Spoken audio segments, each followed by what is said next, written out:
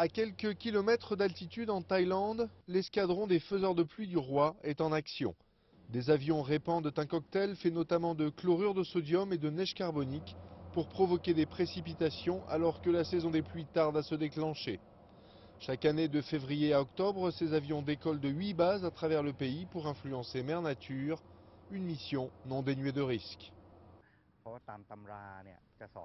Selon le manuel de vol, quand il fait mauvais, les pilotes doivent rester à environ 20 000 nautiques ou terrestres des intempéries. Mais faire pleuvoir suppose de voler au beau milieu des nuages. Au départ, les scientifiques étaient sceptiques. Difficile de déterminer si une pluie abondante a été provoquée ou si elle aurait eu lieu de toute façon.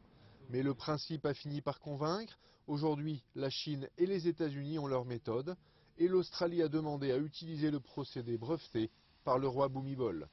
Depuis plus de 50 ans, le monarque adoré par ses sujets a perfectionné ses techniques.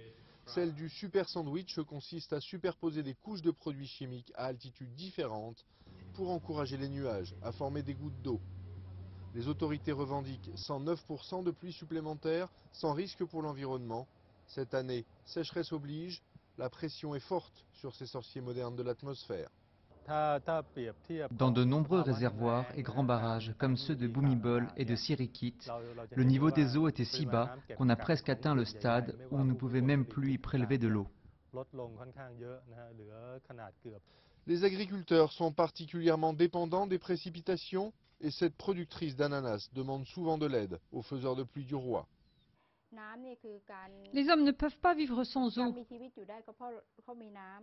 Sa Majesté nous aide à tous les égards. Il nous donne l'amour et il nous donne la vie. Malgré les missions royales, la sécheresse a été rude. Heureusement, la mousson a vraiment commencé et d'épais nuages apparaissent enfin à l'horizon.